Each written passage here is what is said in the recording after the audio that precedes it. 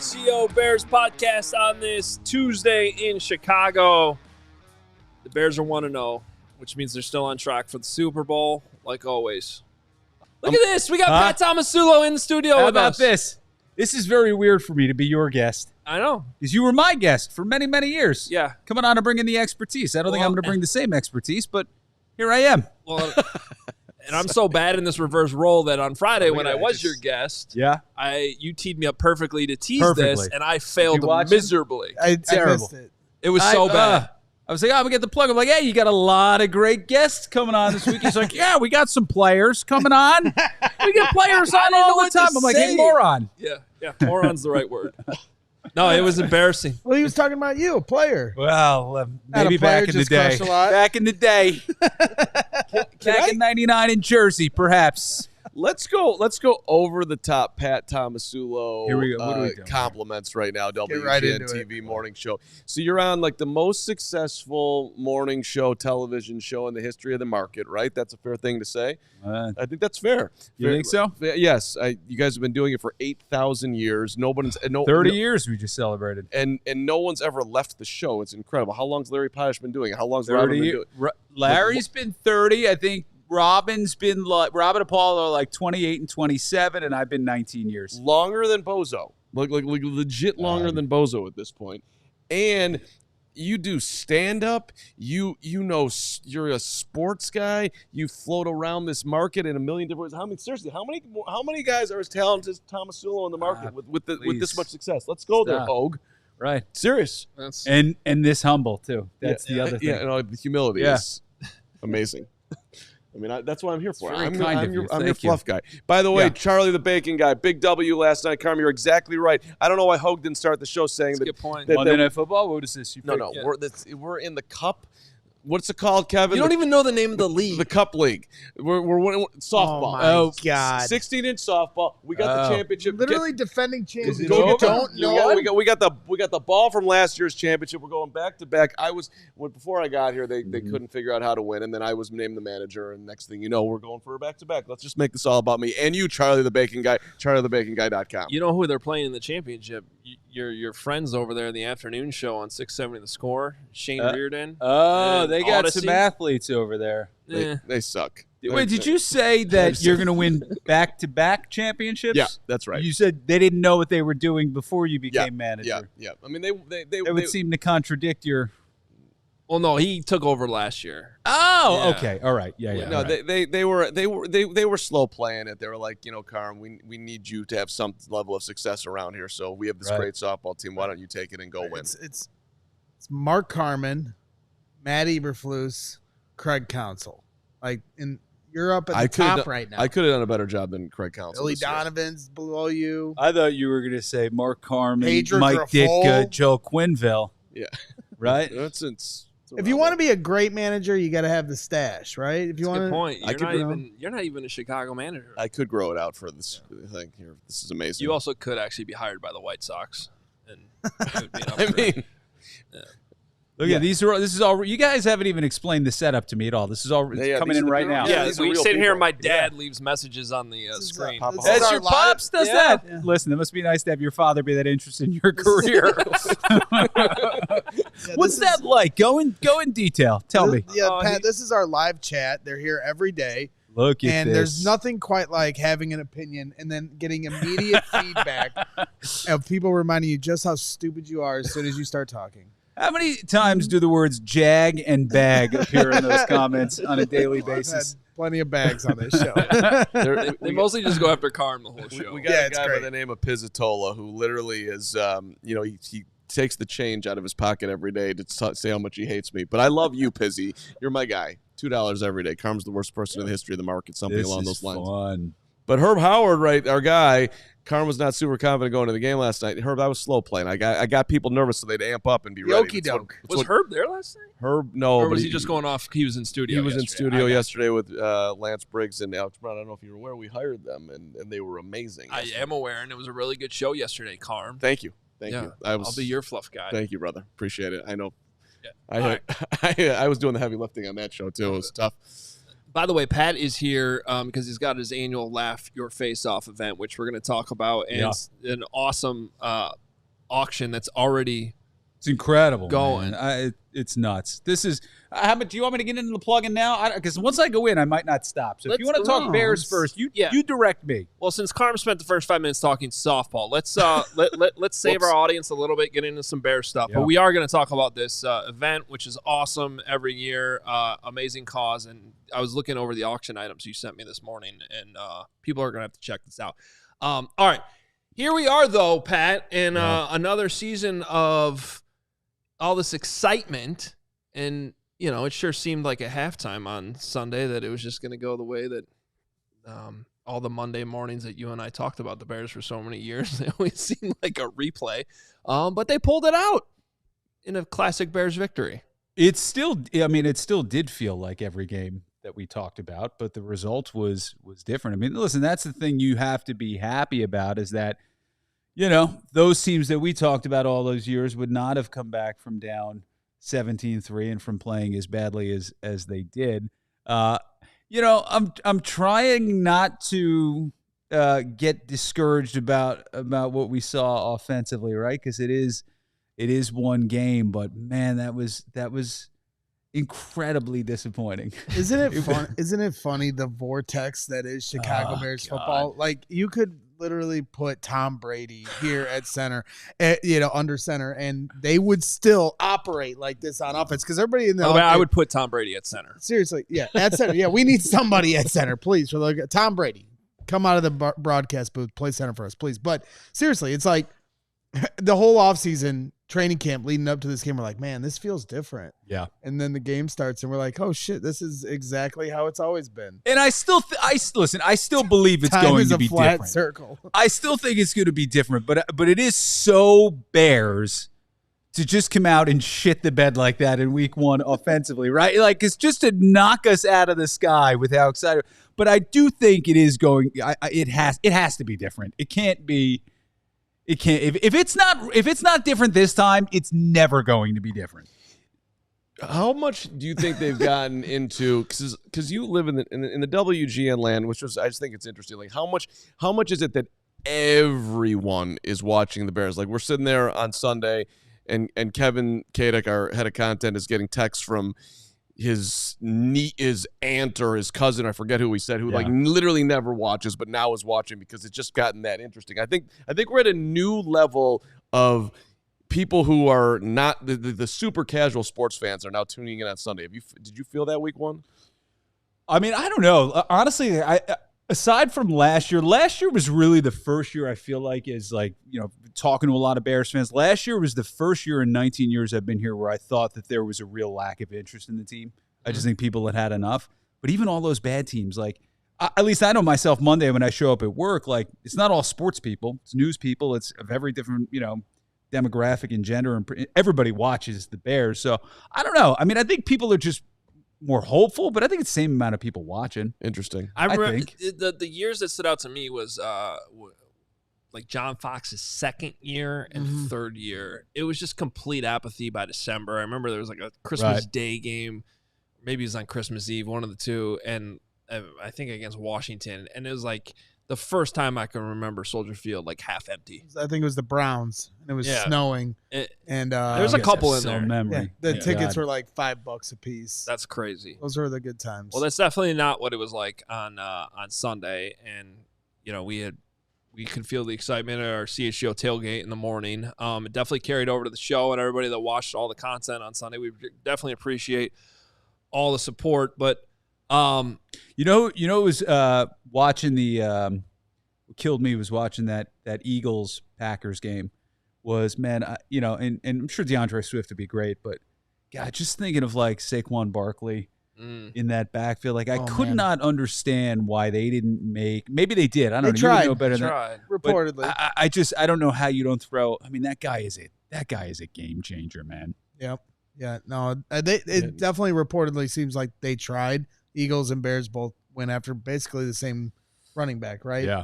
DeAndre Swift and Saquon Barkley, and one went one place, one went the other. So, Saquon was beast mode on Friday night in Brazil. I still think Swift is gonna. I don't know. I thought we'd see a. I think he's gonna be. I'm not. I think he's gonna be great, but they just stopped.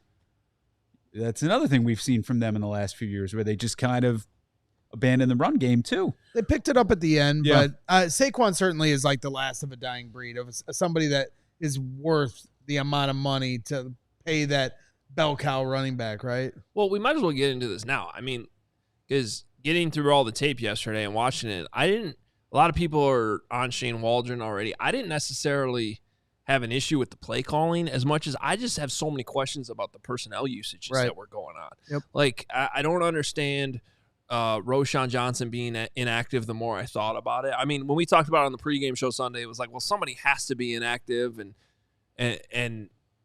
But I think you even start to get the point that you start asking questions inside that building when Velus Jones is active and then he's booting the ball around and you got a guy like Roschon Johnson on the bench. So there was that. There's obviously the tight end situation with Cole Kmet and Gerald Everett that everybody I think is correctly questioning. You got what in any other year would have been your number one draft pick at wide receiver, who's not even on the field in 12 personnel ever. You're just going Keenan. You would think you would protect Keenan Allen a little bit more at his age. So I don't for a debut, I just came out of that game with way more questions than I thought I would about just the usage of the players. Do you think that offensive coaching staff now has the ability to adapt, though, after one, which is what you didn't see for, how many seasons with Matt Nagy? Yeah, there was a stubbornness there right. to, he insisted on using a system that had been successful elsewhere, and he didn't have the guys to do it here. Yet he struggled to adapt too late. I think this is just a matter of Getsy was couldn't. Oh, with Getsy. Yeah, with Getsy. Well, yeah, that's what I was thinking. Wow. Getsy and Nagy, it's like the Scooby Doo pull the mask off. Like, wait a minute, it's the same guy. Well, I hope this is just like a new coaching staff with a bunch of new players, because there are a bunch of new weapons, and trying to figure out how to use them all properly while developing a rookie quarterback. I mean, you say all that out loud. It's not easy. Like that, there's a lot of moving pieces there to find out the right combinations and stuff. And personnel during a game is very important when you're constantly going from first down to second down to third down. Who's on the field, guys coming in and out, all that communication. And then all of a sudden, you might not even realize it, but you might be at the end of the game and be like, oh, we didn't play this guy enough. Well, Pat, to your point, when you asked, do the coaches have the ability with the players to make adjustments and adapt with the personnel? I think they do with the skill position. They have a lot of different skill options, but at the offensive line, specifically on the interior of that line, Ryan Bates is injured, and so they have to have Coleman Shelton at center. He didn't play well. Nate Davis, you don't know if he's going to play week to week, and trying to figure out who your right guard is, who your center is. I think the depth of that offensive line is already being tested, especially in the interior. That's the thing, too. Like, that was what Ryan Poles kind of hung his hat on, right, as being the ability to develop an offensive line. And, that was the one thing through the offseason that you were like, all right, he's going to address it, or he's going to, and it didn't really happen. And then I think we just kind of got all caught up in the whole Caleb Williams thing and all these skill players that we thought, that would make up for it. And maybe it will at some point, but that line is what it is, right? There's nobody's coming to save them. Well, let's just talk about the rotation that's going on at right guard. Can anybody point to me any time in the history of the NFL where a rotation at right guard works, or any position along the offensive line? Right. You got to pick one, dude. Like, if Nate Davis can't make it through a game, or you think that Nate Davis is bad, then play Ryan Bates, or vice versa. If you went out and traded for Ryan Bates and you want him on the field, then and he's healthy enough to do it, then play him. And if he's not healthy enough, well, all I heard was that you loved your depth at that position. So next guy up, Bill Murray, come on down. Matt Pryor, come on down. Somebody of that, like rotating at right guard. I don't know a whole lot, but that is not going to work. That is not a long-term plan. I like long-term plans. I mean, imagine if they were, would the WGN Morning Show be that way? If there was like, Tomasulo Monday, and then let's throw Hoge in there Tuesday, and then we'll go back. Am I getting paid the same amount? I wouldn't mind that. I'll take a couple days off. That's not how this works. Yeah, you got to pick a dude. You know how it would work at WGN though? How would Somebody would be in your ear right now yelling at you that you're late for your break. Yeah, no, they would do that. They're very on While top you're of their. ranting about your. I'm not. Your right I'm not guard. late. I'm right on time, and for the record, and don't clock me. I'm an expert on the freaking clock, and I'm an expert on telling Softball. you. Yeah, that too. Well, no time, real time. Don't clock me. Monster Do a Jam. plug? Oh, here we go. You want to come? You want to go to Monster Jam? Yeah, we It's- do. Those are It's, Pat's people. You're damn right we do. yeah, it's coming back to Chicagoland. It's going to be at the Allstate Arena, September 20th to the 22nd. That's 10 days from now. You racing fans, Chicagoland fans, you're going to be on the edge of your seat. This is what you do. You get the stunts, you get the big air, you get the backflips, you get the crazy skills, all out racing and fierce head at best. Hoge went last year. He dominated. Him and James were out there. They had a great time. Couldn't stop talking about it. Championship Series is featuring 8 skilled athletes battling for the championship while tearing up the dirt. I mean, dirt in the Allstate Arena. Come on, this is amazing. Intense competitions of speed and skill. Experience the big-time family fun of Monster Jam, the most unexpected, unscripted, and unforgettable motorsports experience for families and fans in the world today. Monster Jam. It's coming to Allstate Arena September 20th to the 22nd. Well, as That was a tremendous read. Thank you. Yeah. Thank you. I thought it was strong. as Greg Braggs knows very well, my iron game is always a work in progress. That's right. So when I heard how new PXG Black Ops irons can dramatically improve my game, I had to give them a try. I booked a fitting at a PXG location. I went to Northbrook. They took care of me. I brought my current irons, and then I took the PXG Irons Challenge and immediately saw instant results, was hitting the ball farther, and here's why these are the best irons. New PXG Black Ops irons are game improvement missile launchers that feature X-Core 2 technology and a dual cavity design that combines with their high-strength, ultra-thin steel club face to deliver superior forgiveness, absolutely explosive distance, and a feel that's softer than a baby bunny. That's right. New Black Ops irons are incredibly easy to hit and maximize performance and fun. Oh, and they're only $149.99 a stick. That's a great price for a great golf iron. Take the PXG Irons Challenge. It's a ton of fun, and if PXG's new Black Ops irons don't outperform your current irons by delivering either more distance or tighter dispersion, that just means better accuracy. During your fitting, you'll get a $100 MasterCard rewards card. Hurry. This offer ends October 7th. Book your fitting today at pxg.com. That's pxg.com. Hoge, There you go. the chat is freaking out that we haven't talked about Rome Odunze. Yep. And, the news coming out yesterday, sprained MCL, Adam Schefter considered week to week. So a lot better than what everyone feared, but I would be surprised if he plays on Sunday, obviously. Well, and I would just say be careful here. Like, MCLs can be tricky, especially, depending on what position you're playing, too. Like, you're an interior lineman, maybe you can, get those braces on and kind of fight through it because you're blocking. If your whole game is trying to, cut on routes and things like that, I would be careful here this week. You don't want to stunt his development by making things worse. It's not like they don't have the depth to withstand not having him for a few weeks. So, yeah, absolutely. Yeah, everyone was upset Tyler Scott was inactive on Sunday, so now you can put him out there. Yeah, but I don't think everyone's like, sweet, let's get Colin Johnson in there, or let's get Tyler Scott rocking and rolling here. But imagine last year if DJ Moore went down. Well, and It's then true. It's a lot better situation this year than last then they year. hired, of course. then they signed the CEO from Dunder Mifflin, right, Stephen? David Wallace. Did they sign him or just work him out? I don't know. They're working out the CEO of Dunder Mifflin, David Wallace, I guess, is at Hallis Hall. So, Pat, you're an expert in these things. By the way, I have no idea who that is. Neither do I.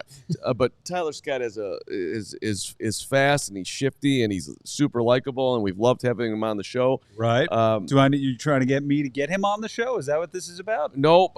He hasn't caught the ball particularly well. I'm curious if you think that in year 2 things will calm down.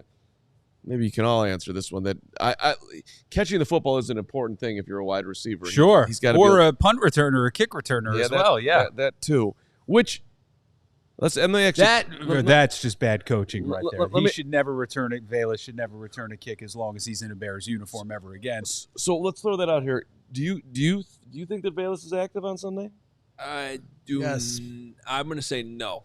I'm gonna going to say yes. no because this happened last year. Remember, he was inactive for a But little do you bit. still see value in him now as a guy who can run the ball at all?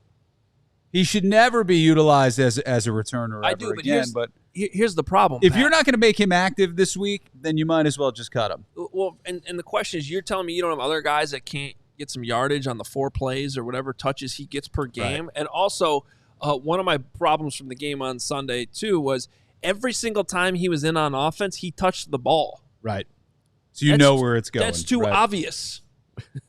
I would have couldn't stop him him, though. inactive, but I just think this coaching staff has this undying belief in him, and they're going to see this through. They're going to try to force it to work. Well, let's talk about that part of it. He, first of all, as a kick returner, he only has had the one problem that we saw last week. So punt returning, different story. But here, that was the first time there. First play of the second half. First play. Let's hand the ball to Velus, down 17-3 at the time. Yeah, nobody could have seen that coming. But playing chess, And then they threw it to him in one of the more pivotal drives at the end of the game to seal it. That's the play that Rome Odunze got hurt on as Velus came crashing into the back of his legs off a tackle. But does the coaching staff deserve a modicum of credit here? Like, we just had this terrible first half. We're losing to the Titans.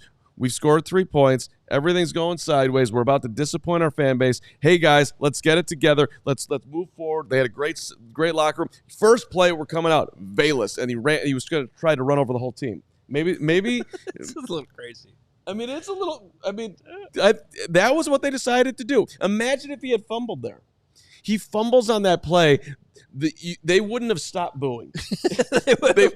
They would have gotten out of that stadium alive. They would have come down and lifted Matt Eberflus and Shane Waldron up, carried him out of the stadium along with Velus if he had fumbled. But that's what they decided to do. So maybe he's back there this week. I don't think he is. Do you think maybe you're giving them a little too much credit that they, that this was their grand plan to have Velus catapult them back into the game? Or do you think that was just the play they called? How's this? I would hope that they would have thought long and hard about how do we want to come out and forget about that. We're moving forward. Don't worry about that. We believe in you. I mean, I think they deserve credit for the fact that they've obviously created a culture there where they've brought in guys and have created a culture and a message where guys, don't give up, right? That obviously says something to the coaching, but I don't know that necessarily it says much about their game planning. Maybe it does, maybe it doesn't. All right, well, we're going to keep the Bears conversation going. We got Cole Kmet coming up here, too, with his take on the game and our Aiken Law game recap, which we're going to have every single week here on these Tuesday shows. But you got an awesome event coming up a week from Saturday. It's Laugh Your Face Off, and you've been doing this now how many years? This is year 10. Wow. This is our 10th anniversary. Yeah. And I think you sold out of tickets? We sold out. We got a couple of single seats left Okay. if you want to go by yourself, and that's cool. A lot of people do that. Right here. You go. I think we have maybe 5 single seats left last time I checked, but you can come with somebody and they can sit on the other side of the room and you can sit where you sit. But yeah, we're about sold out. Me and you, Braggs. Carm loves going to events by himself. He I do. once took a ticket from a person who cracked his head on the ground trying to see who did you see? Oh, that was Michelle a good one. Obama's speech. I went. Someone was like being carried out on a stretcher, yeah. and Carm's like, "Excuse me, can I have your ticket?" You would You're not appreciate gonna this. use it. Michelle Obama was at the Chicago Theater, and I didn't have tickets, and I went. I was like so I tried to go up to the box office. Do you have any extras? No. So I'm waiting around, like maybe something would come open, and this old couple was going in there, and then it just went sideways, God. and she fell. Some old lady broke her hip and you stole her ticket. Well, she fell backwards, Exactly and like the hospital had to come, and You didn't push her? they were getting carried out. I was like, "This is He's wrong." like, hey, but have a good time at the rehab facility. Can I take that ticket? Are you using your seats? What did you see Michelle Obama do? What did she do? She Was it like her book tour? Is that what it was? It was the book tour. Yeah. It was a big one. All right, let's talk about this live auction you got Yeah. going on, though, because people can already bid on this stuff. And I was looking through this this morning. Pat Tomasulo can officiate your wedding. Yeah, I'll do it. Yeah, it's not going to be cheap, but I'll do it. Yeah. I set the minimum bid on that. That's the highest item on there. I set the minimum bid at $5,000. People are going to pay for it. And I said to my wife, I was like, do you think that's too high? She's like, do you really want to do this? I was like, not at all. She goes, then I think that's the perfect opening bid. I mean, look, you got your typical, like, if you want to go to a sporting event, those are all in here. But let me say this. How about a cruise on Chris Chelios' yacht? Let me tell you something. That guy, that beautiful Greek bastard, I love that man. I went to him. So last year I had Ryan Dempster. We all love Ryan Dempster. Donated this incredible prize. And I was texting with Chelios, and I was like, listen, man. I was like, I don't know.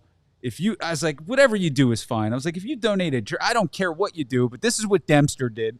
This guy texts me back 3 minutes later. He goes, how about a 5-hour booze cruise for 12 on my boat with me as the captain? And I'm that's unbelievable. That sounds amazing. And then I was thinking, I'm like, but on the other hand, like, have you ever known Chris Chelios to turn away from a party at any point in his life? So I think he wanted to do it. Right. That dude's incredible. It's a smart move by him because, you can turn what you're going to do anyway on your Saturday into a charitable cause. Let's tell the people why they should do it. I was going to say, can we put that on the screen one more time? Let's needle these people a little Steven, bit so I open their wallets a little bit. Well, I want to make sure they know how to get there. Laughyourfaceoff.org. You can scan that QR code right there or text LYFO 2024 to 44834. I said that all out loud for the podcast listeners. Because they can't see what's on the screen right now, but you can scan that QR code. Pat, this is an amazing cause. We've been talking about this for years, but for those that haven't heard about it, please tell the story. So we raise money for a very rare, terrible, painful, debilitating disease called trigeminal neuralgia, which Amy, my wife, has had since 2001. It's doctors classified as the worst pain known to man. It's called the suicide disease because, unfortunately, there are a lot of patients who get it and think that's the only way to deal with it. So I actually help run a foundation that raises money for research called the Facial Pain Research Foundation. And this event is our biggest event. So we've raised almost over $3.75 million in the 10 years. And so all the money that you spend on these prizes is going to go directly to our research. And there's a lot of this stuff right now that is definitely well below market value. Like, we have 150 prizes. This stuff is bonkers, but it's every price point. Like, you see stuff on there for $25, there's stuff on there for $5-10 grand. That's great. Yeah.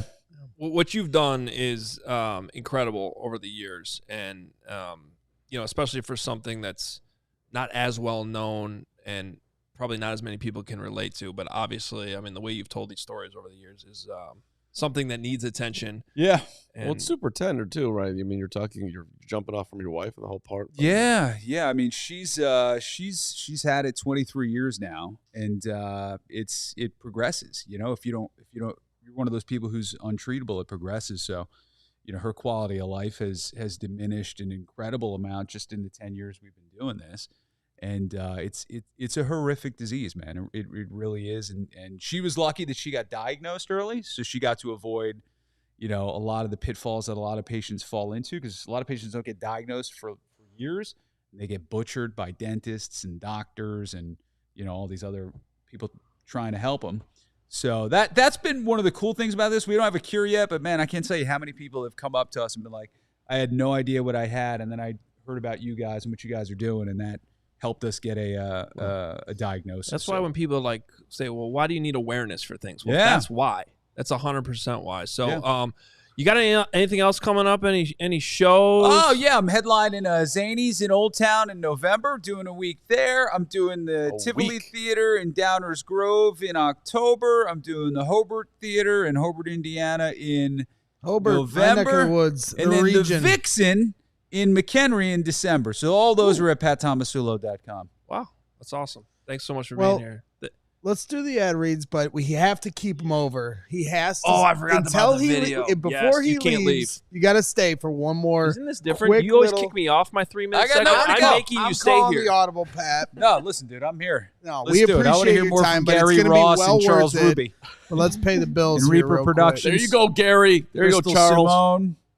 Thank you for holding me to that, by the way. All right, real quick, shout out to Circa Sportsbook. Whether it's pro or college, the app to bet football is Circa Sports Illinois. Circa Sports, it's sports betting the way it should be. Circa Sports Illinois has high betting limits, low holds, and exceptional customer service. Bet on all your favorite teams in every game this season. Spreads, props, futures, or in-game. Circa Sports has it. Fun and bet like a pro from anywhere. Anytime in Illinois, download your new bookie today at circasports.com. Must be 21 or older. Gambling problem? Call 1-800-GAMBLER. And elevate your performance with energy that hits. C4 Performance Energy powers explosive energy with 200 milligrams of caffeine and provides enhanced endurance with carnosine beta-alanine. That's right, I said it. It's made with clinically studied ingredients, 0 grams of sugar or artificial colors, and carrying the NSF certified for sport label. C4 Performance Energy is the athlete's choice for elevating performance. Our own Nicholas Moriano uses it, I think, pretty much every single day. C4 Performance Energy fights muscular fatigue and powers enhanced muscular endurance with energy you can feel. C4 Performance Energy is available in a wide variety of amazing sugar-free flavors, including delicious collaborations like grape popsicle, strawberry starburst, thank you very much, and orange creamsicle. Get it. C4 Performance Energy. All right. Yeah, Pat Tomasulo, OT. Sorry for keeping No, you, but don't this is going to be apologize. well I'm worth excited it now. because we've actually crossed paths once before. We did? We have. Oh, boy. So obviously you don't remember. That's okay. You know, it was a great moment in both of our lives. How long And- ago was this? Oh, well, let's see. I would say probably 8 years ago, Oh, God, right? Of course I'm not going to remember 8 that. I don't years, remember but having you 8 should weeks because ago. it was one of those moments like where you're like, where were you kind of moments. And so I want to share this I moment with think I you and know we what can you're gonna react show to me. it here. His whole life for this. Good for him. Now we doing over here. Look at this. How about this? The sign had to take at least. You expected me to recognize you after this? I can't color. I can do it. How many coloring contests did you win as a youngster? 7. I can't keep count anymore. I'm perfection personified. Yeah. And how about this night, Pat? How Do about you believe in magic? That is. shimmy in the sea? It was hard. I got a little carried away. You did a fantastic job. If I had a gold star, I would give you one. I would Look give at you a gold star. How about this night? What a night. What a night. What a beautiful night. Yeah. Couldn't ask for a better night at Wrigley Field. Thank Really you. couldn't. Beautiful. First night. You gotta get close. We're family. We're family. Look at you. You look like you ate you there. You look like you're like half of you now. Oh my God, that's the same guy. That's great. I tell you, you were very jolly there. I was so You're excited. much more subdued here. How was I Well, supposed that's- how was I drunk supposed to right now. reconcile that big, chubby, know. You- fun, whimsical guy Yeah. with this athletic beast right Thank here? you. Thank you. Yeah, I lost a few LBs Look at since you. then, but I'm still the same crazy guy. Did you today. send me that on Twitter not too long ago? Every feel like year on you- the anniversary, I remind you of the moment I put you in a chokehold at Wrigley Field. You could tell how much I love human contact in that clip, right? Like I'm just Yes. like I was like, all right, a little hug was good, but this is a This little. is getting much. That's how karma is too, but you just got to embrace it with me. I'm a very touchy guy, and I can't help myself. It was just such a magical moment. I've become more touchy and feely the older I've gotten. Yeah. So maybe when they win it again in another 86 Yes. years, we'll repeat that moment. Those were the days, huh, Pat, when you had to stay up till like 1 a.m. No doing more. those Cubs things and Listen. then wake up and do the morning show. That's the only good thing about the TV business getting too cheap to send you anywhere to travel and follow teams is that I don't have to pull any of these 19-hour days anymore. Those were like, I used to feel like so guilty when we'd go on the road with like the Blackhawks or like in the playoffs, we'd go on the road for 3 rounds. But people don't get it. Those are 18, 19-hour days for me because I'm a psycho. Because I would do the morning show And then we would go out and shoot pieces all day, like fun pieces. And then we would go to the games at night. Like, then we'd sleep. And the worst would be like if they could have clinched in a game 6 and we stayed up all night for the game and slept 3 hours and they lost and forced a game 7. It was the worst. But that was the best. That was the best. That was the best. Might have been a guys long... like that to keep you in line and remind you why you love it. The worst. Yes. It was a great moment. And so every time when I heard you were coming in, I was like, oh man, I can't wait to rekindle warms this my heart moment. that we shared that moment together. We could have went on the road, me and you. Like well, you could kind of see, an odd couple situation. I'm glad I could give you that moment. And if you want to make it up to me, you can bid on 5 to 6 of the prizes in the Laugh Your Face Off silent auction available at laughyourfaceoff.org. He's your perfect client because he won't think about the money. He'll just do it. Yeah, dude. Every sports team in Chicago donated tickets and VIP stuff except for the Bears. But every other team donated awesome stuff. They're like, here's a mini football signed by, Then it was even like something signed by like a third string guy. I'm like, what am I gonna? Thank you. Yeah. See, if Kevin Warren knew that, he would have hooked you up. Who was it? Buckus that said, yeah. He'd have promised me something at the new stadium on the lake. That's what he would have promised me. Something tells me you'll have something in the auction by 5 p.m. What today. was Buckus said? What Hallis throws nickels around like manhole covers. All right, let's do this. Pat, thank you so much for being here. Thank really you guys. enjoyed it. Really LaughYourFaceOff.org. Thanks, boys. Thank Please you. go check out the donating. auction. Thank you. Let's go to our Ankin Law game recap. A little conversation with Cole Kmet. Little teaser for the 85 with Cole Kmet, which will be coming out later today. But Cole with a little insight for this show here on what happened on Sunday and the Bears win over the Titans. This is the game recap presented by Ankin Law. Injury law made personal. They're here to help. Visit AnkinLaw.com to learn more. All right, Cole, break it down. 1-0.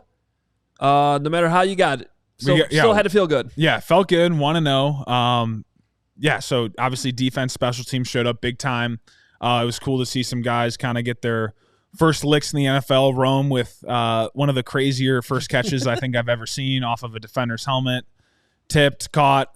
Unfortunately, got punched out and fumbled, and then Tevin with the recovery. So that was really cool to see. But a lot of good highlights from the special teams and defense. Jo with the Hardy with the blocked punt, Jo with the recover, scoop and score touchdown. Obviously Tyreek with the pick 6. Jalen Johnson there at the end for the interception. I think he wanted to take it back to the house, and we were all screaming on the sideline, "Get your ass down!" And he finally got down. So.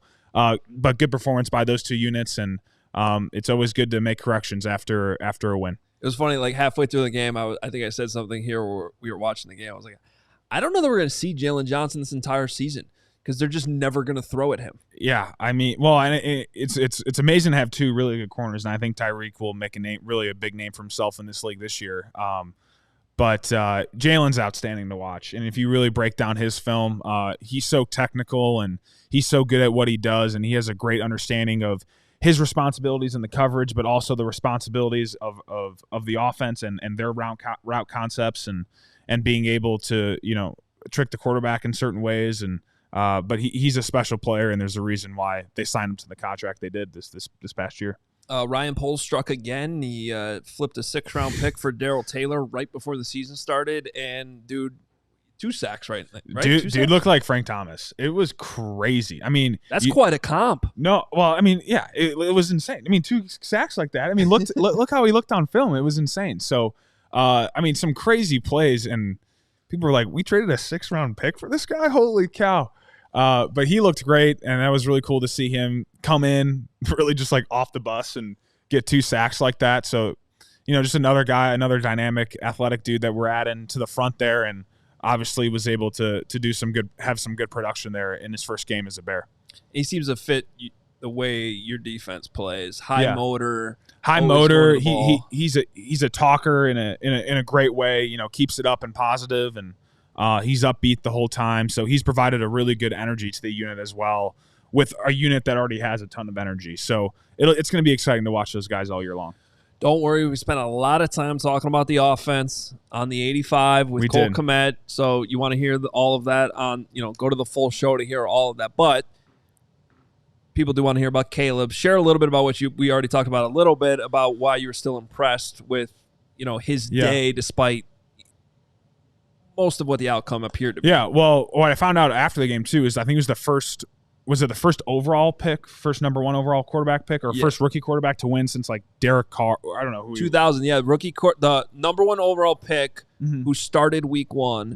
Was 0-14-1 since 2000. Well, okay, so he wins there, so that's already impressive as is. He took care of the football all day long, and we were saying on the 85 in the show is that every drive ended in a kick, like we needed it to. So that's a positive there. And then I think for one, obviously there were some throws that maybe he wished he would have back, but his attitude on the sideline was just absolutely outstanding. And he kept in the game the whole time, and he was a positive, upbeat figure on the sideline, being the leader that he is. And then when it came time towards the end of the game to make a play here and there, he did, especially, you saw maybe on that scramble and then on the 2-point conversion, being able to have a sudden change moment, go in, execute the play, get the 2 points that, could be really big there towards the end. And, he stayed locked in the whole time, and it was awesome to see him get his first win and how excited he was when we got in that victory formation to end the day. So he's a special cat.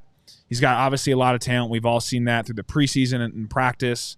And his attitude is what puts him over the top. So, we're not worried about him at all. He's going to be just fine. And I know how his demeanor is, and he's just going to continue to get better and better, so long as he keeps his attitude going forward. Well, the full breakdown of the game and a very long, interesting interview with Cairo Santos as well on this week's episode of the 85 with Cole Kmet. Make sure you go over and subscribe to that channel. It's a separate channel. Again, the 85 with Cole Kmet. Go hit subscribe. Hit that like button. You can also find it as a podcast too. Go find that now. Hit subscribe and rate and review it. We appreciate all the love. I know Cole appreciates it a lot. And we'll be back next week. This is the game recap presented by Incan Law. Injury law made personal. They're here to help. Visit IncanLaw.com to learn more. Yeah, there's going to be a lot of good stuff. We already taped the 85. So I know we hired all these, football players to join this wonderful network, because these chairs are made for those football players. They are not made for my short, fat ass. They are made for very tall people, because then they can get their feet to the ground. I feel like a little kid. I can barely get my feet touching the ground. But then you see Cole and Alex Brown and Lance Briggs and Corey, and they sit in these chairs just fine. That's been part of the early feedback of the show, is how different our legs look. Today? Not every day. I'm talking not this show. When I'm on the set with Cole Kmet, an NFL tight end. Right. Your little bird legs. No, my calves are nice. And don't talk shit about them. Yeah, you do have good. You got those Mark Pryor calves. Yeah. You do. I'll give you that. I'll give you that. All right. So just make sure you tune in tonight. We're going to premiere that at 7 p.m., the full episode. I know a lot of people are wondering about Cole's playing time and why he didn't play more. We talked about that. I think you're definitely going to want to hear what he has to say about that. Went in depth a little bit more on Caleb. The Cairo Santos interview was phenomenal. Ended up going way longer than we thought. And of course, we had to bring up NIU beating Notre Dame. I was watching James Daniel, who used to quarterback the Bears and does his recaps, 25 minutes on Caleb. Did you just call him James Daniel? What did I? Chase. Him, yeah, Chase. Didn't you say Not James? the- I did. The center? I did. The former offensive guard. lineman. The former guard. James Daniels. Chase Daniel. Chase Daniel, you're my guy. Go Missouri. Love you as a Bear. What did Chase say? He had actually nothing to do with what Chase said, although I enjoy listening to him and his quarterback breakdown. But I'm just watching it. Cole's open a ton. He's running free, and DJ's open. Keenan, he had it that Keenan should have had about 8 catches. And I'm saying this in a positive way, by the way. Once, if the Bears can figure out their offensive line, Caleb is going to be successful. The offense is going to be successful. There's too much talent out there that are able to separate themselves from would-be defenders, that with a guy who can put it on them, They just got to get the offensive line settled. I don't know if they can do it at this point, but that's what's got to happen. And Caleb needs to get settled too, though. Because sure. I think Well, he'll settle in a lot faster, dude, if he can have a second to breathe. Right. Well, I agree, but I'm not going to completely excuse make for him because I agreed with Matt Eberflus where he said that he liked what he saw from him. He was reading the field properly. He was going through his progressions, and at times when he scrambled, he would even continue to keep his eyes downfield or fight to come back to the pocket. And those are all very positive signs that you should expect from a number 1 pick quarterback. But his footwork, when he was dropping back, his feet were way too quick. When he was climbing the pocket, his feet were just all over the place. When he wouldn't set his feet to throw, and that had a lot to do with some of the inaccurate passes, trying to throw off, his back foot and stuff. You can do that sometimes, but you need to develop a consistency to get that footwork tight. And I think just I'm hoping the first game jitters were a big reason for that. So I'm hoping to see, now that he understands the speed of the game at another level here this Sunday night, a more calming presence of Caleb Williams, not just in his mindset, but in his footwork. Yeah, I think that'll come. I just, there were so many different problems in this game when you actually went back and watched the tape. Like, first of all, you have the interior pressure that absolutely, positively has to be fixed. That is something that can ruin a quarterback's development. You have to fix that right away. But there's other things, like you said, like Caleb had his share of probably 3 to 4 throws he should have made, especially that deep ball to Keenan Allen, I would say. I'd like a little bit more awareness for the deep ball to DeAndre Carter. He's on the field because DJ Moore was briefly out of the game. That's not where I'm going. Rome Odunze had a one-on-one on the other side of the field. And I'd like to see the ball go up there to a guy whose contested catch rate in college was unbelievable. So, and he had a step. I would rather see the ball. Now, I don't know what the rules are. I don't know what he's supposed to do. And my guess is that play was supposed to go to DJ. DJ's not in the game. Well, let's adjust. Let's go to Rome Odunze. Let's just get Rome Odunze more involved to begin with. Now it's a problem because he's hurt. He's got an MCL injury. I don't know if he's going to play this week. And quite frankly, I recommend he doesn't, so you get him right. But they should have used Rome more. They should have targeted Rome more, in my opinion. And then you had so many other little issues. Like, did you guys see the play where they bobbled a handoff to DeAndre Swift? Watch the tape. They're pass blocking. I think that was supposed to be a pass. So I don't know if Caleb handed the ball off when he wasn't supposed to, or DeAndre grabbed it on a play action when he wasn't supposed to. But I'm pretty sure that play was designed to be thrown to somebody else, just based on how it all unfolded, and it wasn't a clean exchange. So there's just so many little things like that were sloppy for a week 1 performance. Now, the good news is it's week 1. You got a lot of time to make corrections. I want to see personnel decisions that are different. I just want to see everyone clean up a lot of different things. On the other hand, that's the glass half full look at it. The glass half empty is like, you've had all this practice time, and that's what it looked like in the first game? Like, it shouldn't have looked that bad. Well, and I thought that the plan was to make things as easy as possible on the quarterback, which would include on 3rd and short, you're not throwing a bomb down the sidelines hoping to pick up 30. You're creating a sweet little window that it's an easy boom. You're going right there. First down. You got guys where they did it occasionally. They did it on 4th and 3. Keenan's wide open, running easy stuff. Quick reads, boom. He knows where he's going. He's got the arm strength to get it there. And then you start to get some momentum and build some confidence.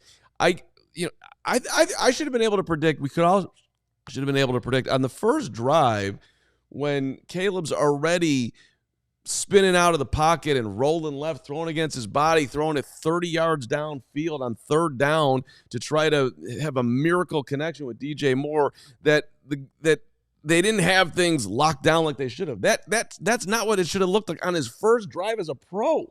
Dude, easy 3rd down, boom, get it out. And if it's not complete and it gets batted away on a tight little 3-yard out, okay, fine. But that just didn't make any sense. Make it simple for your QB until he's on the ground, and then you can let him become the Caleb Williams that we all hope he'll be. Right, but that was what was funny is when he spun out and threw on the move and was getting ready to do his patented jump man throw that we saw all at camp and in the preseason, we just assumed he was going to complete that pass, and then it falls short and everything looks wonky. And so for me, it was a surprise. I've said this a few times, but it was a surprise how much the play calling was nearly identical to what they did in the preseason games. Everybody always says like preseason is disguised and they're not going to show anything. Well, it felt like they showed quite a bit because the game plan felt very similar. And so the one concern I had going into the game was that interior defensive line for the Titans. And so I guess I underestimated just how much of an impact they were going to have on that game because they had a huge impact. I mean, Tavondre Sweat on that swim move around Tevin Jenkins, and he turnstiled him. And so they wrecked the game for all 4 quarters for the Bears offense. And so my hope is that the Titans show here in the next few weeks that they're actually a really good defense. And the Bears, it wasn't that the Titans were so bad that, they couldn't find their bearing against a bad team. It's actually the Titans have a very solid defense with that defensive line, with, Snead out there, covering your wide receivers. And so I don't know if the Bears will play another interior defensive line that has the kind of talent that the Titans are going to bring this year. Well, the Texans certainly have it on the edge with Danielle Hunter and Will Anderson, but who's got Tavondre Sweat and Jeffrey Simmons lined up as your defensive tackles? I don't think too many teams can say they have that kind of manpower in there. That's fair. The interior is not going to be as forceful this week as it was last week. And so for the Bears, our weakness right now seems to be the interior offensive line. But the tackles, Braxton Jones and Darnell Wright, for all the talk that we have about the offensive line, they played well in pass protection. Now, Corey Wooten said last night,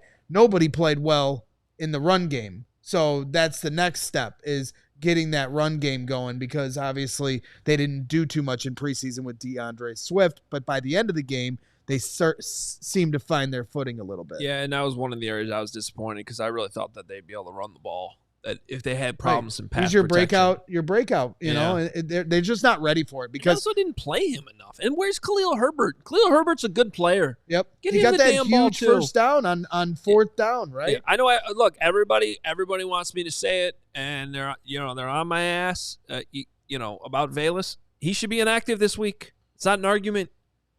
He should be inactive. He should be, but I bet you he won't. Well, we can do a bet if you want. But the areas where they're forcing him out of the field, to me, aren't necessary. Give the ball to Khalil Herbert.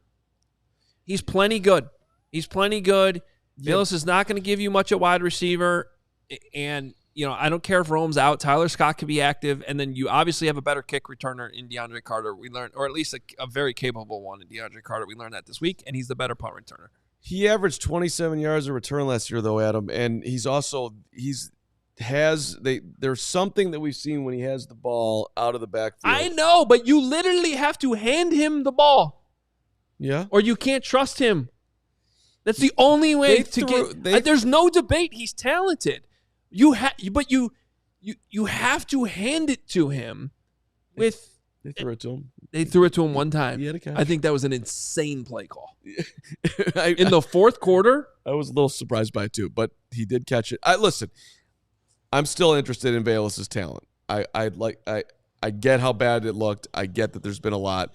But 6'2", 215 can run you over and can run away from you. Those guys don't grow on trees. Here's my argument. Again, you don't need him out there this week. Give him more time to learn more of the playbook. You can't have him go out there for 5 plays on offense and give him the ball every single time. Right. That's not sustainable.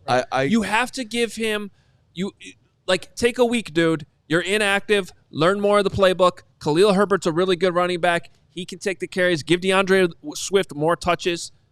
It's just not necessary right now. I'm going to come back because I know you guys always, give me crap for always being in those Twitter spaces, but I was in a good one couple days ago where we were talking about Velus, and I'm going to get the direct stat the guy dropped, but he said the average running back, I'm going to just kind of, give you the summary of it, but he basically said the average running back will fumble, 5% of the time on like 200 touches. but Velus has fumbled like 15% of the time on his total touches in his career because, obviously he hasn't ran, most of his have come on special teams. So like the percentage of the amount of times, and then, like I said, I want to get the exact stat from my guy and get it right for you guys. But the overall highlight of it is just kind of showing you how he just can't be trusted at this point, and he hasn't earned the leeway to make a mistake. Mishap against the Giants, punt return, mishap against the Commanders, fumbled against the Eagles, dropped a touchdown pass. I mean, he literally lost games a couple years ago. Yeah, but that was then. This is now. And now was 2 days ago when he's just pretty much gave the game. By the way, a small little coaching point I gotta point out on that. Look, the muff kick return was obviously 100% on the returner, and he can't drop it. However, little coaching point: if you watch the film, Khalil Herbert's the up back there. Should have gotten on that ball. Well, no. So as the up back, and I'm assuming this is how they're teaching it because that's how it normally is taught. And Khalil Herbert was watching Velus the entire time. Yeah. But right at the catch point, Herbert peeked upfield. And you're usually supposed to make sure the returner has the ball. And because if he drops it, you might very well have to be the one that covers it up. Yeah, well, it's right a good thing he got upfield because Velus kicked it. No. Because here's the thing, though. If he took his eyes off last second, he's looking upfield. He did not see that Velus dropped it. Oh, I see. And by the time he realized it, the ball was already being kicked past him. When otherwise, I think he would have been in. And if you look at it, he and the Titans player were right there, and the Titans player beat him by like a couple feet. That was the difference. That little peek upfield he took. So it was Herbert's fault. No, that's not what I'm trying to say. But I guarantee you, in the film room, in the special teams meeting, I guarantee you that was brought up. We have a cool event coming up in a couple weeks. I want to make sure that Greg tells you about. Yeah, 100%. September 22nd, we are going to be back at Joe's on Weed Street when the Bears take on the Indianapolis Colts as they head onto the road. We're going to be at Joe's on Weed Street. We'll be on the road doing live shows all day long. Pre-game starts at 11 a.m. There's a lot of different packages. You can get a ticket to come to the event that include, drinks and food options. So if you go to allchgo.com/events, you can get your tickets now. Come hang out with us. Like I said, live pre-game show, live post-game show, live Briggs and Brown show. So it's going to be a full slate. And if you were there for our draft party at Joe's on Weed Street, you already know you won't be disappointed in the atmosphere and the environment that we're going to bring for you guys. But it's just going to be a lot of fun, and we'll be watching the game along with you guys. So come hang out. Get your tickets now. Reserve your spot. Come to Joe's on Weed Street, and let's see if the Bears can get to 3-0. Love the goals. Bears are a 6.5-point underdog, by the way. One of the deepest underdogs this week going to Houston. You don't think we'll have a chance at 3-0? I'm not saying saying that line opened at 3.5, by the way, and quickly shot up to 6.5. I mean, that's because everybody saw the Bears miracle win on Sunday, and they're going to bet against them. Well, this is where I give everyone the old week 1 to week 2 PSA. It's the NFL. And everybody overreacts, including Vegas. Well, it was a sloppy first week. Lock the Bears. Lock them. No. Lock them in. It was a sloppy first week across the board. I mean, the Eagles and Packers, that game on Friday, a lot of points scored, but a lot of sloppy football in that game. I mean, sure. Season's got to settle in. Can I do one more times just making a mention of this before? You can do whatever you want. It's your world. We're just living in it. As long as I can leave in 50 seconds. You got to go in 50. Well, first, do you want to tell people about being a diehard, by the way? Why do I have to tell people about being a diehard? Because if you happen to be watching on the Fast I don't channel, want to tell anybody. You might want to switch over to YouTube to see the rest of this show. That's only if you're watching on your Roku TV right now. But, you also want to check out being a diehard, allchgo.com/diehard. You get a free t-shirt when you sign up. You get 20% off all merch after that, and 20% off all events, like that watch party at Joe's that's coming up. So it's really, it's a deal that pays for itself. If you love the show, if you love coming to our events, you got to be a diehard. So go check that out, allchgo.com/diehard. Exactly. Diehard, shirt, discount on the event. newsletter from Hoge Weekly. You said you weren't doing it. Bada bing, Stop bada talking. boom. See, I timed that up perfectly for Yeah, 1-0-0-0-0 for Carm to take over, and Shut then Well, no, but you got to look at the clock on the screen. We still got 19 more seconds, Hoge. you're a So clock on the screen. with my producer Point prowess, you guys just slow down over there. I think I can read that. No, but So look, in 5 seconds, you got to head over to YouTube to watch the rest of this amazing All right. show. 2, 5 1. seconds, I'm gonna we'll take see a ya. nap. Now you can do whatever you we want. got to fix that clock over there. That clock's got to be fixed. Somebody's got to be able to do that. That's your job. Okay. I'm just going to say this one more time because I think it's flowing in a way that's a little aggressive for me. And nobody is going to hype Caleb Williams up more than Bears fans will, Chicago media will, national media, all of it. I would just really appreciate it if we could stop comparing 18 to 23. Let's not make him out to be Who's doing that? the Bears on their own videos, on their own hype train. They keep on talking about how he's the biggest thing in Chicago since Michael Jordan.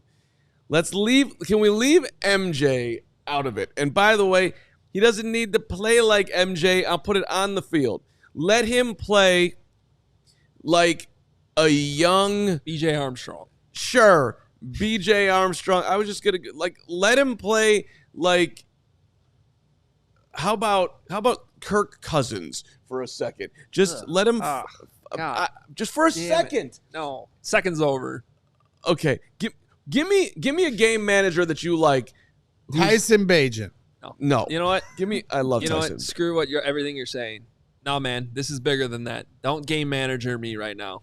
You didn't use the old one. Make it. I'm not now. If your point is today, right now, we gotta give him patience. Sure, but if you're trying to lower this bar on I'm us, not. No. Don't do that. No. Well, no, you no, just went from no, Michael Jordan no. to Kirk Cousins. I'm not trying to lower any bars. I'm asking you to not have him. You just dropped. I don't want you to put him in a position where he feels like he's got to score 63 against the Celtics to beat the Texans in week 2.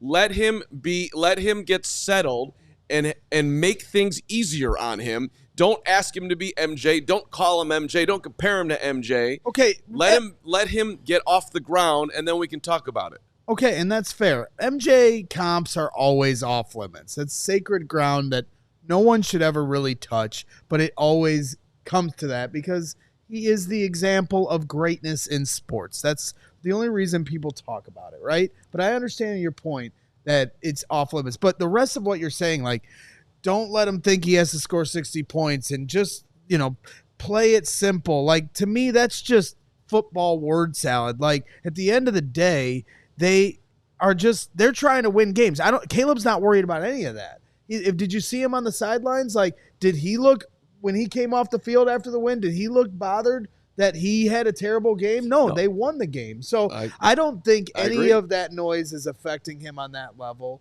He's the one that's put high expectations on himself, saying on his lock screen 8 Super Bowls. So, you can try to temper, but he's not tempering.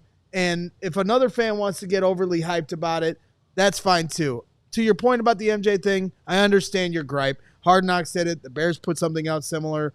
At the end of the day, MJ is always off limits, but people are still going to go there anyway.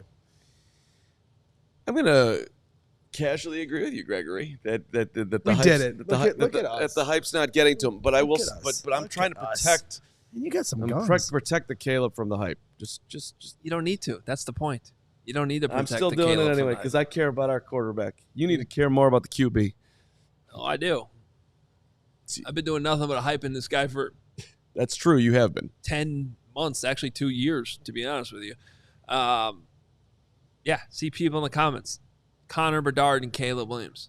That's Well, and the so many comp. people like Yeah. I saw Bo Chanton, who's never been wrong about anything. Name somebody who's been bigger as a rookie here. I don't know. Didn't Derrick Rose get drafted number 1 overall and win the MVP at 22, the youngest MVP in the history of the league? I mean, that was pretty big. When Ben Gordon had 2 of the best years, in the mid-2000s, they were calling him Air Gordon. Do you remember that? No, I don't, because it wasn't being – the Bulls weren't It was tweeting out more- Air Gordon. It was more tongue in cheek, but Well, he that's went. only because Twitter didn't exist yet. That's true, but it was a wild run. All right. I do have play-by-play of me calling the triple overtime game against the Boston Celtics when Ben Gordon went nuts. Dude, Ben Gordon, legend. Were you sitting in the press box doing it by yourself? Correct. I love you. It was an amazing call because I was trying to make Will it. you please bring that to the show?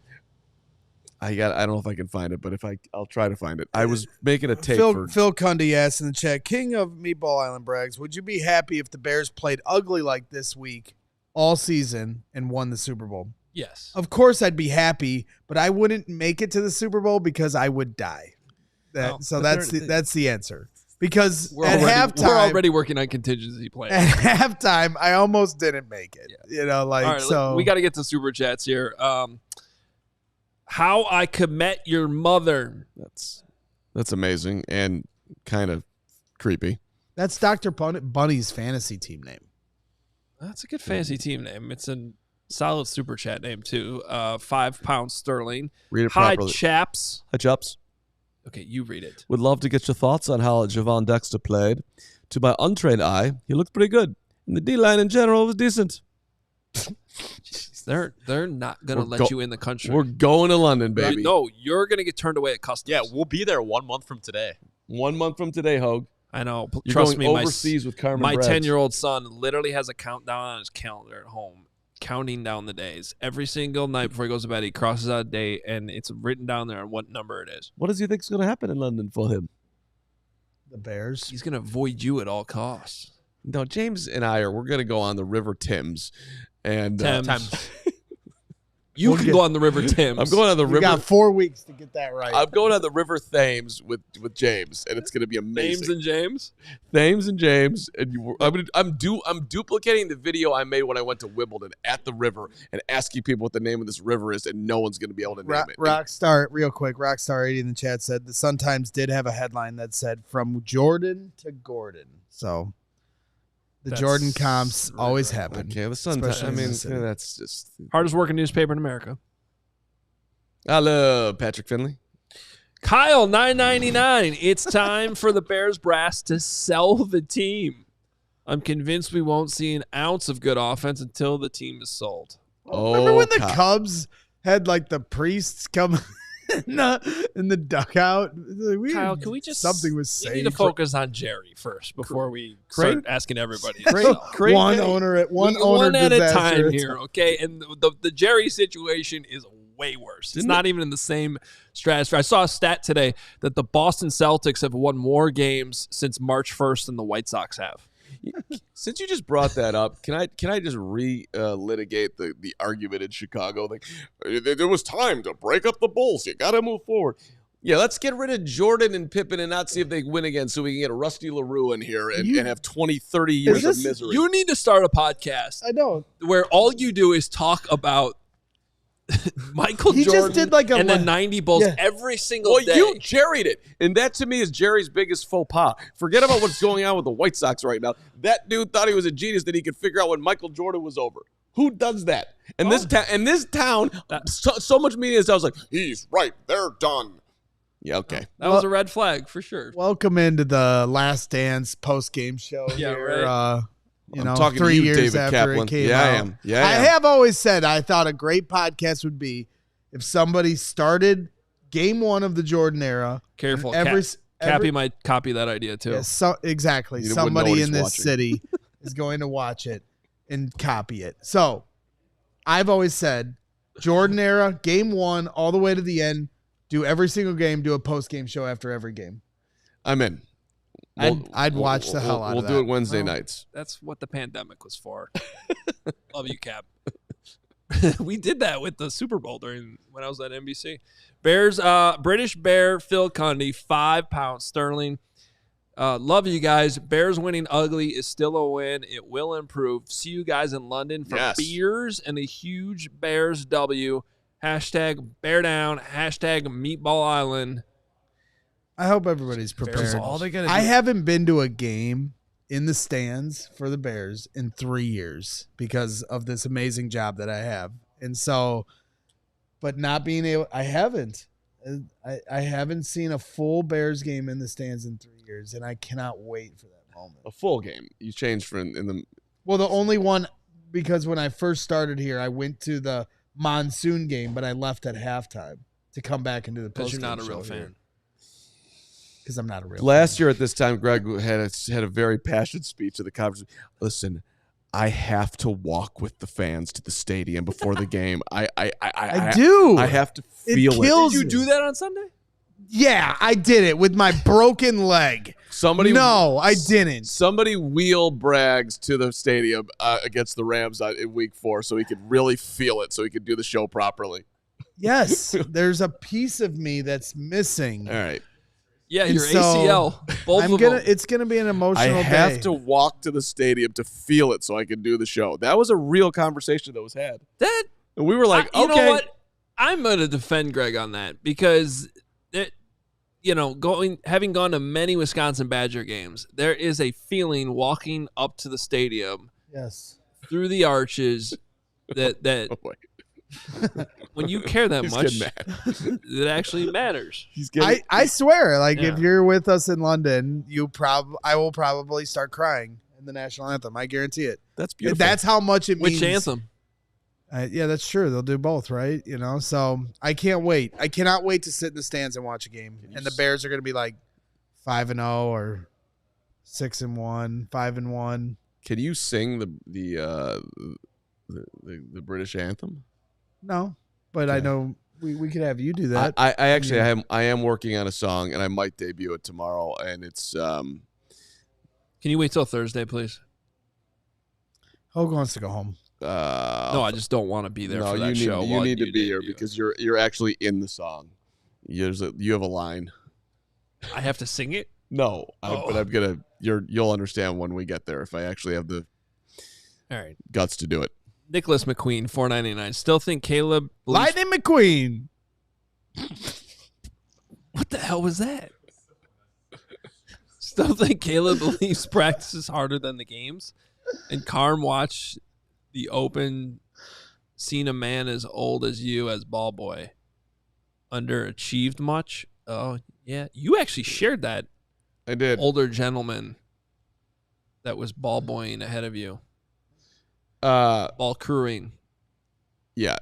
I don't know. That just seemed You're like right. I'm a pathetic individual and have woefully underachieved in my life on multiple levels, podcaster and ball boy. Thank you.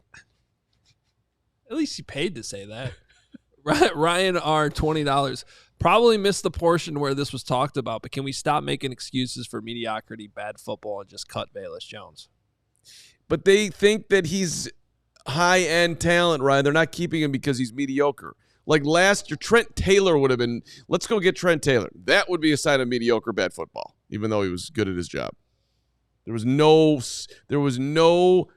ceiling for that move was, I don't know, 3 feet off the It ground? was to catch the ball because Velus couldn't. Yeah, but like Alex Brown and Lance Briggs said yesterday on the show, like, all right, you're talented, but you got to have a position. Like what Well, do he you can play kicker now. Well, I think Lance was basically saying, like, why don't you play defense, make you a safety? I didn't get to touch the ball. Do you think that, let's say hypothetically some team offered a 6th-round pick for Velus, do you think Ryan's regretting not taking that? That's an interesting question because I'm not sure how they're thinking about this. If he's inactive this week, honestly, it's heading towards him getting cut. I'm kind of with Alex at this point now. Alex Brown. It's like becoming. It's like the early signs of Cody Parkey. Like there's these signs, and they're gonna keep them, and they're gonna try to will this into existence. They're gonna make the playoffs. They're gonna be in the wild card game, and we had these little signs along the way. What, but Eberflus little signs like when he hit the upright 4 times in one game? Exactly. That was not a little sign. That was Velus an enormous red flag. Velus is going to kick 4 more kickoffs into the stands, and then when we get to the wild card game, he'll still be on the roster. Velus is taking the opening kick. And then he boots one. Oh, please don't. I'm telling you. Velus is taking the opening kickoff of the Super Bowl this year back for a touchdown. Just like Javon Wims. Remember, he had all the signs of like inconsistencies. They kept him on the roster. They get to the playoffs, and he drops one right through the breadbasket on a flea flicker touchdown. And Like then the Saints sometime- ran the exact same play the next week and scored. Right. Sometimes, you want to believe in guys. Chad Morton said on Hard Knocks, there's nobody in this room that I'm going to fight for harder than Velus. That's great, but at the end of the day, sometimes you've got to recognize when reality's smacking you in the face. Did you just get his name right finally? I did it. That was a big moment. I'm a professional. This is just That what was I a- do. That was amazing. Morton job security going down after that clip nowadays. Nicholas Raimondo, $4.99. Is there a veteran center the Bears can sign like they did at left tackle with Jason Peters? Sam Mustafer's on a practice squad. I feel like there's one. Somebody in the chat. Isn't there somebody? There's one. Gary, save us. So, no, there is somebody, and I'm blanking. But that doesn't mean he's a good fit for the offense is the only thing. All right, Ryan R. 999. We are trying to build a team that takes home rings, multiple. There's no place on a roster like that for players that give up the ball this much. Cut ties and move on. Man, doesn't it it feels like we. I've had to catch myself even in the last 24 hours. The Bears did win Sunday. Yeah, In but one of the we're striving for perfection. That's right. Super Bowl. Jason McKenna, $5. Super At Bowls, plural. what point? I'm gonna keep that singular until they get the first one. don't be Rick Hahn. It's fair. That's just good advice in general. At what point will you be willing to hear fans out about our frustration with the totality of the Caleb trade? I get right now is not the time. Jason, I've brought that up, by the way, that people keep on talking about it's the greatest trade in the hit. I'm not saying it's not a good trade. I'm not saying that it could end up being that.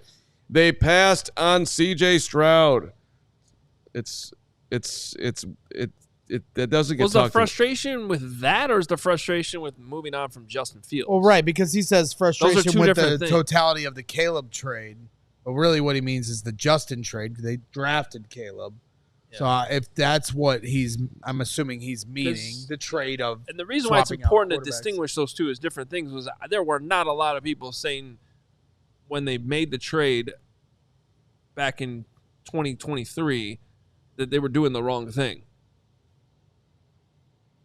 Nobody was saying, no, you should just stick and take CJ Stroud. Right, but Carm's Literally point. zero. But Carm's point is until it's proven that it works out here Yeah. with the formula that Poles went with Caleb, that revisionist history will say they did the wrong thing by not just drafting CJ Stroud. Well, right, that would be revisionist. But I'm asking I'm actually just asking for clarification on the super chat because what is this fan's frustration that we're hearing?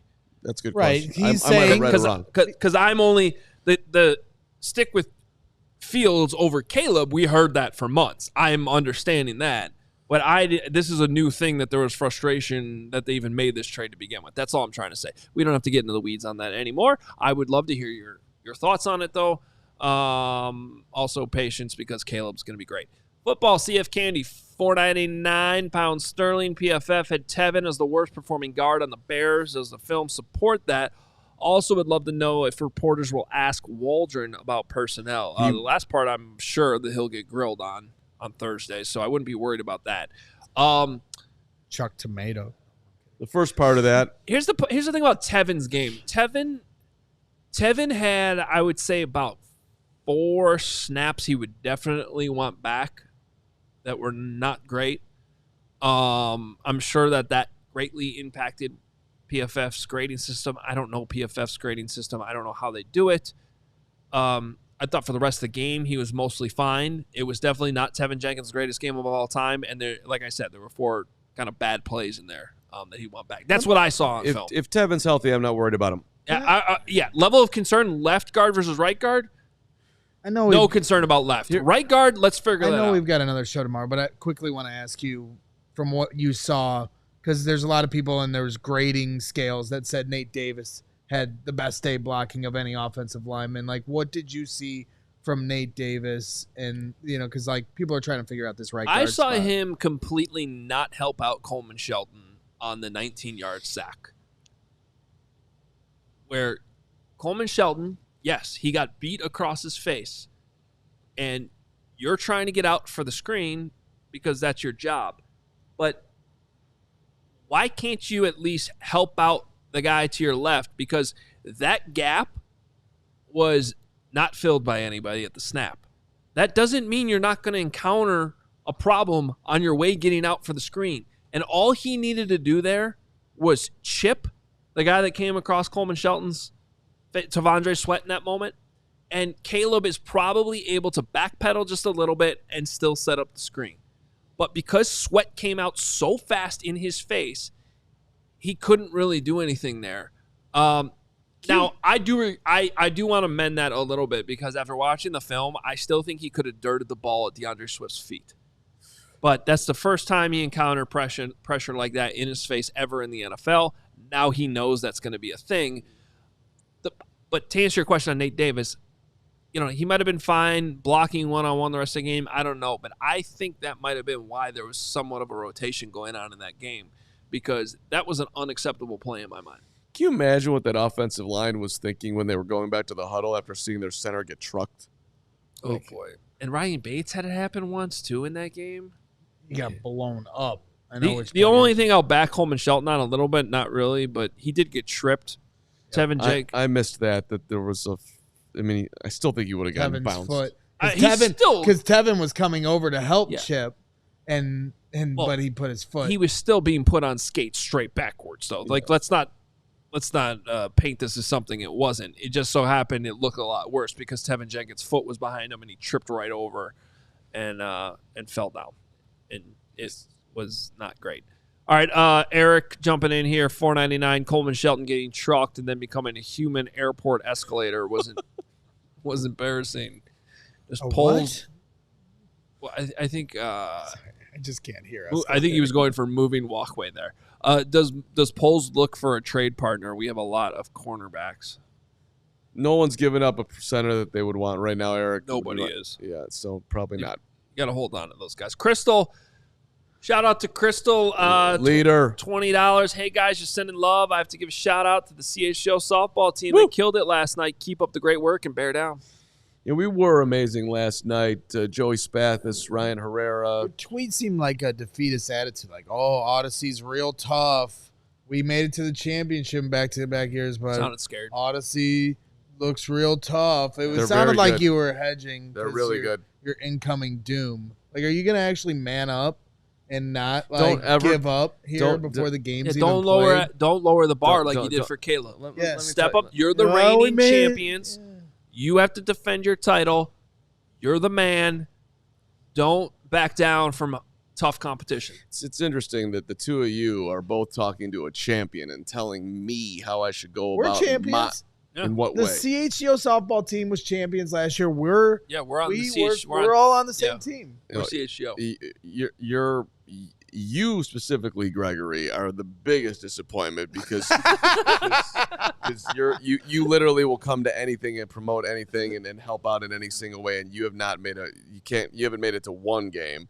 And Hoge, your performance has been pathetic too. So you allow me. I have an actual team that I'm coaching while you play softball games. Right, and I do After Dark. You were not coaching a team at 8:30 last night. You absolutely could have been there. You prioritized your family. No, I had two sick children at home that I was putting to bed. Yeah, so you had we have children. We have jobs. Yes. Yeah. I don't care. You don't have children. You're not going to have a job soon. Right. Exactly. All the time for softball. I have a different life than you. I was talking to Applebee's the other day what role I could get because I want to feel good in the neighborhood. And I think I could contribute to that outstanding organization.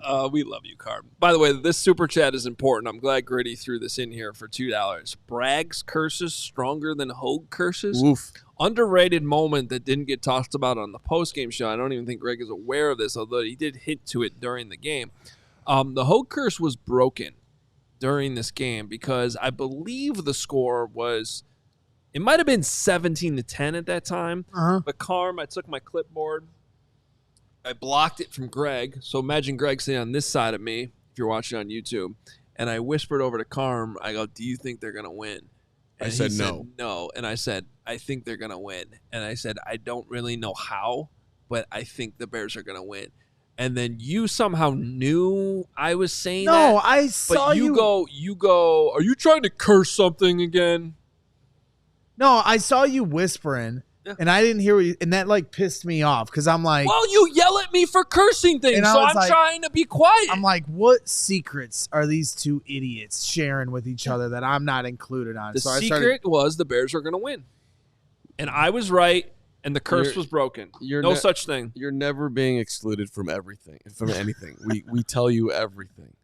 We never have once talked about you behind your back. There's never been a complaint about you when you're not around. Thank you. We love you. We think every one of your comments are brilliant. Thank you. And I don't think you've ever had a long-winded one on the show ever. Never. This has never happened. Never. You're completely perfect as an individual, and quite frankly, if I could spend more time with you, I would. Okay. I don't know why I haven't, but Here it But I would. comes. I'm about to. We got a meatball meltdown. Here it comes. It's building.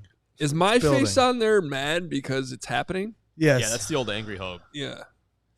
I'm not I in there love Angry because Hoge. I don't matter to the show. You're You're behind the meatball where the explosion is, and you've been incinerated. That's accurate. That's accurate. My brain has slowly been incinerating over the last 3 years. But we love being here.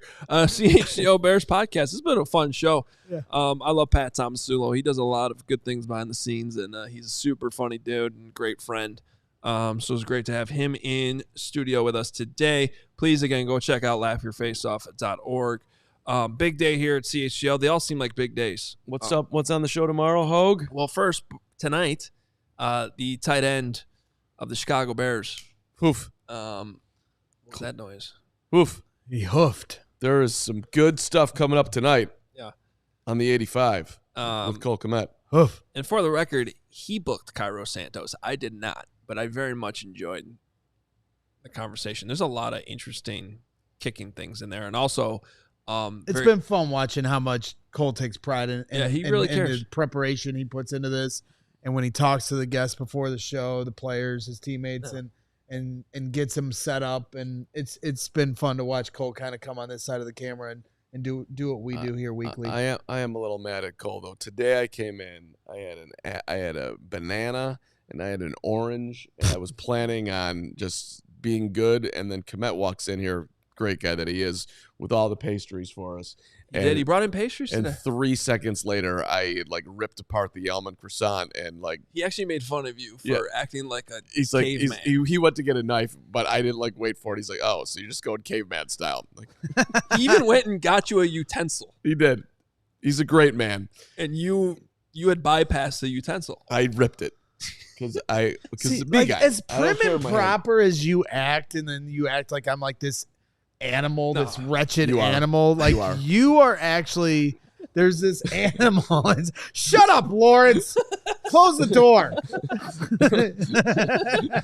Wretched animal is a good name for you. Yes, go ahead. But it's actually you. Like you just I have- hide it better. I have animal. Look, almond croissant that looked like it was from the nicest bakery in all of Chicago. I can't control myself. That's true. It was very good. However, because of the question that people are asking, what time does this show premiere tonight? It is 7 p.m., which is one of the reasons why we got to let Steven go so he can get the show ready to go. So it can. I'm already editing it away. Yeah, he's literally already editing another show. He checked out 25 Well, minutes he's gotta ago. get it I really done. did. I'm like, this show is, it's been done for 20 This is the minutes. bonus 30.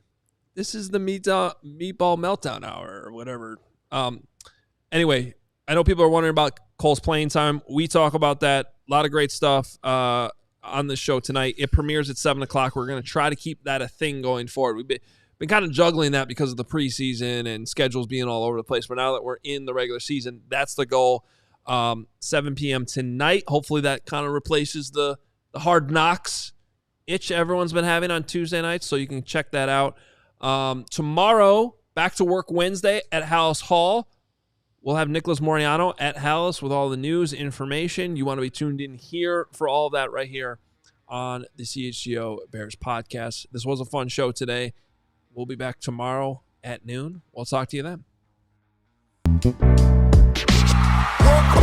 We all silly like the mayor.